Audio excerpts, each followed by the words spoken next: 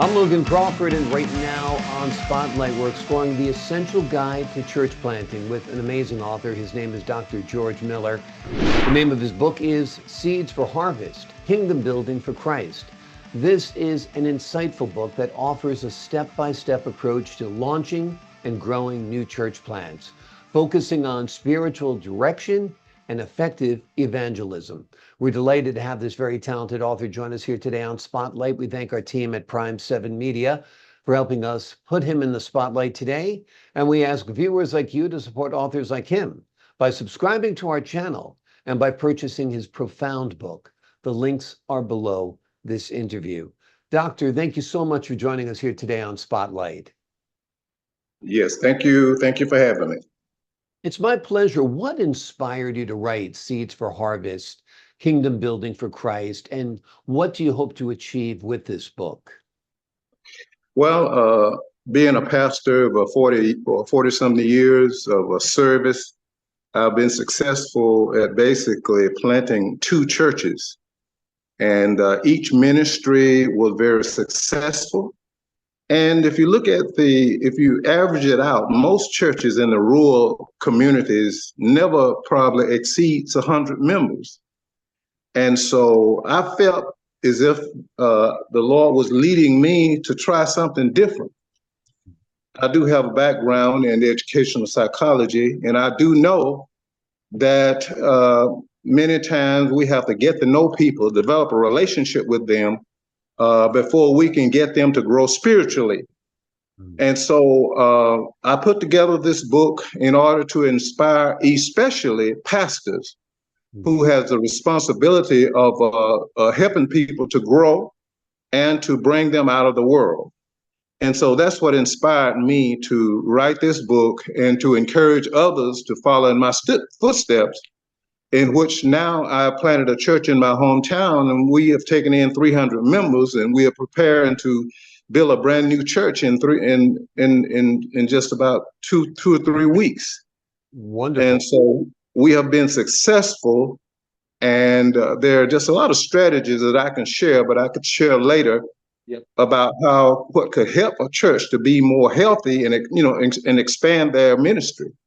Exactly. Well, you've been very, very successful there. Congratulations. I know it's God's work to help spread the word of God, and to get it on more ears, to build a healthy church-going community is extremely important.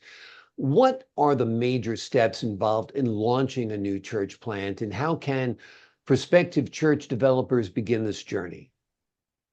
Yes, first of all, I would suggest that that leader or that pastor or overseer pray to God and ask him for the direction as it relates to that, because there's a lot into it. First of all, there must be vision and strategic planning.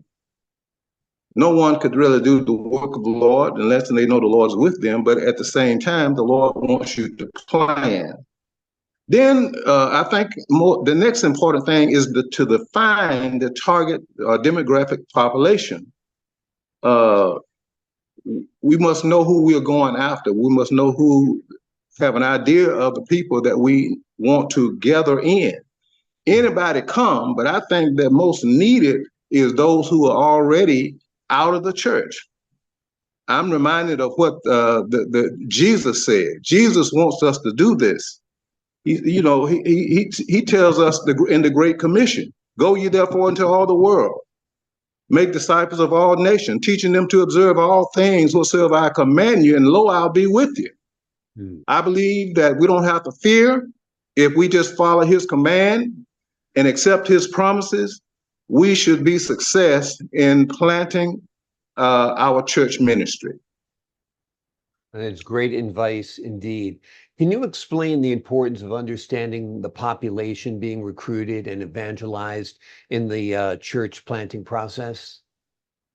Well, because the approach that you use for people with no church experience is going to be a little different. I call it, I am a educational psychologist in psychometry. I have a master's degree in that. And I do know if people have been hurt, they're in the street, they have been abused, you're going to have to develop a relationship with them.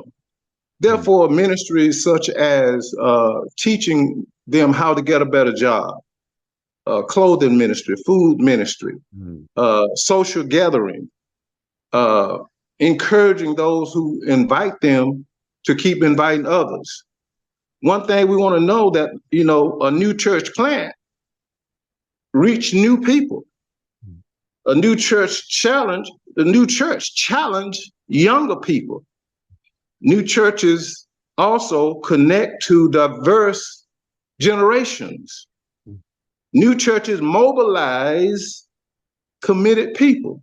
And so when you put all of this together with people who has no religious background, you'll have a better chance once you obtain the trust and respect of those who have no religious experience.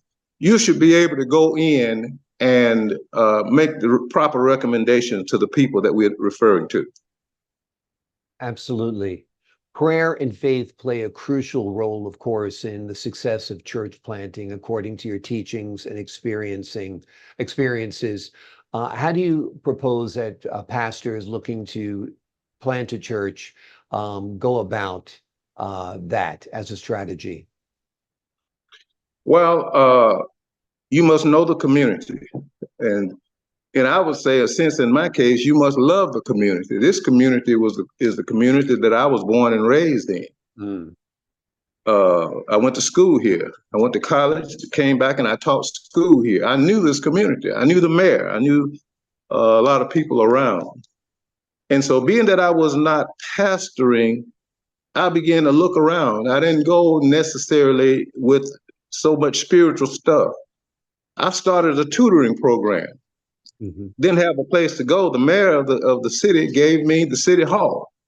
There were families that were broken. There was dysfunctional. I was able to bring many of the couples, counsel them, and bring them back together. And as I began to continue to move, I began to think about it. I said, I need some help. I recruited about 8 people to work with me. And then we moved from there. We obtained a building. Then we started growing. Then we got a musician. Then we had a choir. Okay.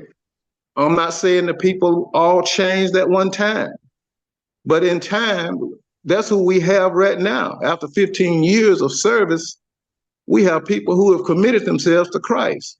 We have taken in over 300 people, and we're preparing to expand our ministry. We also went on and tried to help the elderly, because we have a lot of elderly members. We built a $2 million facility to house the elderly and handicapped.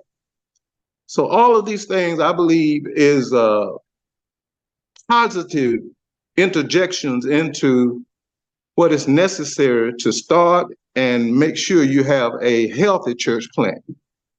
Absolutely. You see the need of the community, you fulfill that need, and the faithful will come, and the unchurched will come as well, I'd imagine. What do you hope readers take away from your book? Well, I hope that they will just look back on the Great Commission.